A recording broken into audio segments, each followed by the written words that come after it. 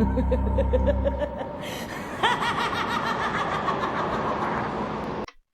everybody, welcome to Killing Time with me again. Gonna be here just having some fun, bullshitting, all that regular good stuff. So let's get down to the fun part today, being torn between two different things. In my hand is a lovely, lovely bottle of Guinness. If you don't know me, I love me a good Guinness. But I'm torn because I love Guinness, but every now and then I can't help but get called to Sam Adams. And why Sam Adams? Because it's hard finding a Samuel Jackson. Buzzing! But I do love both beers and kind of torn between the two. It's kind of a hard choice, and it's one choice I'll be probably debating upon for quite some time. Another choice of mine that I'm kind of torn between is gaming, as far as who I love more, which is a lie. I know who I love more, but I have lovely, lovely Microsoft, which I play games on a lot, and then my true heart lies to Sony. Always will, always have, always will. Love me some PlayStation. F you, Microsoft. Sorry, just roll with Sony better. Being torn between two different things, somewhat similar in some of the things they do, but still torn nonetheless. And for me, I don't know. Calm down with Guinness, calm down with Sony. That's just kind of how I roll. Other things that people get torn about are people. Scary enough. And thankfully, it's happened to me because I'm freaking awesome. I got the one I need to be with, and that's the end of the story. But I've been to way too many bars, heard way too many stories, got to witness some really wicked shit between these people that I don't know. I've always kind of put it to the side, never really put much thought to it until this past week. I was thinking, you know what? I was gonna rant about something else, but this one seems a lot more intriguing to me at the moment, so I'm gonna go with this. Being torn between two different people. How do you choose? What got you in this mess in the first place?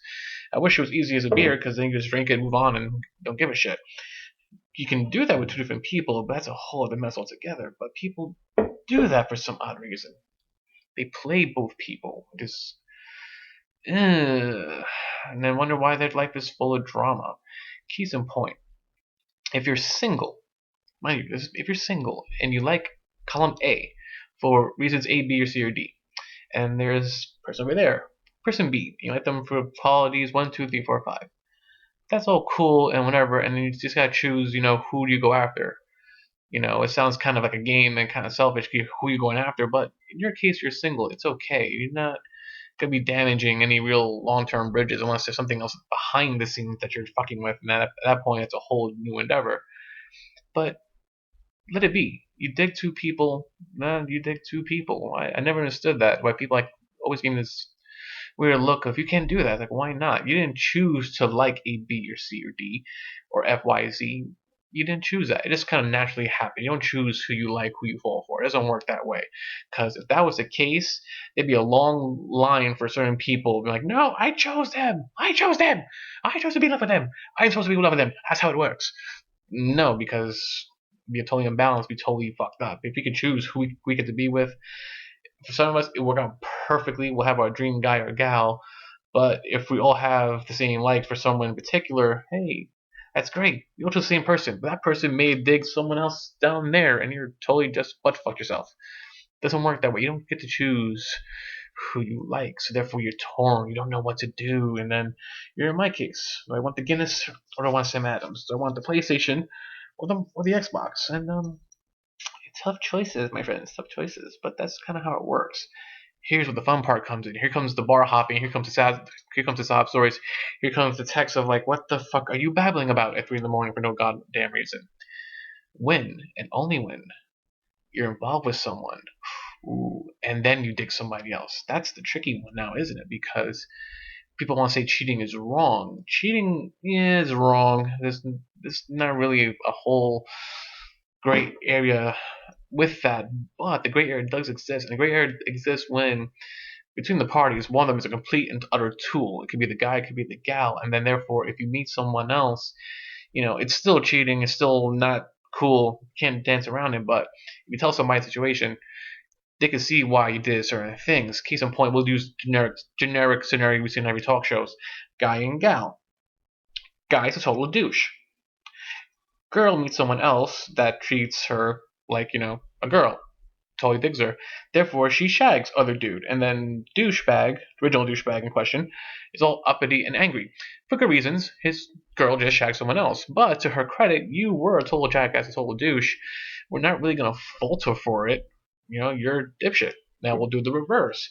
If the girl is a total bitch, a total cunt, someone you need to push down a flight of steps, and the dude is doing all nice and proper things, are we really gonna damn him because Betsy down the block said, you know what, I can do what she does. I could probably do it better and make you happy. Again, bitch and cunt could be angry that he went to Betsy, but are we really gonna fault him? It's still not cool. He still cheated, but no one's really gonna damn him to whole hell that he did it. That's just kind of how it works. Different scenarios. These are things I hear and have to deal with certain people's bullshits. But my favorite one, I think, is the most fucked up one, and I really feel bad for these people. I really do. My heart goes out to you. But there's these people. There's these people who are in love with Samuel Adams, but in their hand they're holding this. They're the Guinness. But you love Sam Adams, but you're holding the Guinness. So why? What's going on? I'm going with this little loop. You're with someone. You dig someone, and then for some reason you love your Guinness, but then you meet Sam Adams. Not intentionally. You didn't seek this out. But yet Sam Adams is tugging on a little heartstring of yours. Not sure why, not sure how, but Sam Adams is totally fucking with your worlds. And there you are, sipping on your Guinness, thinking of Sam. Pretty sure it's a bad joke in there somewhere, but I'm gonna leave that one alone to you guys. Tricky, isn't it? You're with someone, but yet someone else comes along, totally rocks your world, and then also you're like, oh, fuck, I totally take two different people. But you folks, I'm sorry, that's not an easy choice, and I feel sorry for you. That's kind of, ugh. See, talk shows should do that shit. That shit's a fucking riot fest, because you see these people just bawling and crying, feeling sorry, really angry and guilty, and if you didn't do anything, don't feel guilty. There's something wrong if you're with someone and you like someone else. It sounds fucked up, but it's true. If you haven't done anything, if you're totally just drinking your Guinness, popping it back, and then along comes Samuel Adams, and then you just see Samuel Adams. You're not sipping on Sam. You're just talking to Sam, being as good a friend as Sam as possible. That's cool, so long as you don't break that boundary of groping Sam. That's where you bring the trouble. That's where you bring the pain. That's where your drama unfolds. But you folks, I don't know how you deal with it. More importantly, I don't know how you choose between that. Not every situation is the same. Not every situation will give you the same results, but that shit exists. Me, I'll just play my PlayStation and say, fuck yeah, I'm just going to watch the whole fireworks from a distance. And then there's the other scenario, where we'll take the same kind of grouping. You're sipping on Guinness, you dig Sam, and then you decide to tell Sam about your feelings. That's the dangerous one. That's the fun one. That's the one when all the true drama really, really unfolds. And then you see the drunken text, the Facebook statuses, the Twitter messages blow the fuck up with, wow, there's some serious drama going on. Catcher. Here's the catcher, because Sam Adams may not dig you that way. Sam Adams may barely tolerate you as a friend. Worse, Sam Adams may totally hate your guts, just puts on a straight face just to deal with you. You just told Sam Adams you dig them. And then Sam Adams runs to Guinness and says, do you know what this motherfucker said to me? And then you're totally screwed. You need to gauge what the fuck you're saying, folks. It's okay to be torn. It's not easy, but it's okay to be torn. It's okay to have these mixed feelings. I'm not going to be one of those people. I'm going to laugh at all y'all motherfuckers go through that mess because I'm just that awesome and I don't have to deal with that evil mess. But for those who do, it's not easy, it's not fun. I don't envy you whatsoever. But if you're going to have these torn feelings, if you're going to deal with these evil monstrosities dealing with your personal lives, just take into account that people aren't always as dumb as you think they are. There are things you need to respect. There are things you need to look out for before you totally fuck up someone's world. If you dig two people, you dig two people. End of story. That's the end of that. However, if you purposely, for some reason, keep choosing who you're going to date or like or fall in love with just because of whatever reasons, then that's an issue. That's a problem. When you like someone, when you fall for someone, it's a natural progression. You don't choose that. If you really go out of your way and say, I'm going to marry that person come hell high water, it's romantic up until the point where you're forcibly making that shit happen. Then that's an issue because that falls apart. Then you look at somebody else in the same situation, and then that's you on Montel or Fox 5 being in jail for stalking. That's a whole other mess. It's okay, folks, to be torn. It's okay, folks, to have that evil bump feeling. It's totally cool. How you deal with it is the tricky part. Just make sure that when you do decide to deal with these certain emotions, keep in mind the people you're talking with. Again, you may decide to tell said crush or bump or love interest, whatever, how you feel. Just be careful. They may not dig you back. They may actually hate you until you fuck up your worlds. Or if you're lucky, they are a true friend. You will be okay. You'll just wipe your hands clean and nothing will come of it. Now, if they dig you back, then at that point you're on your own. I would have my beer and just watch on the sidelines. That's just how the world works. At least to me, anyways.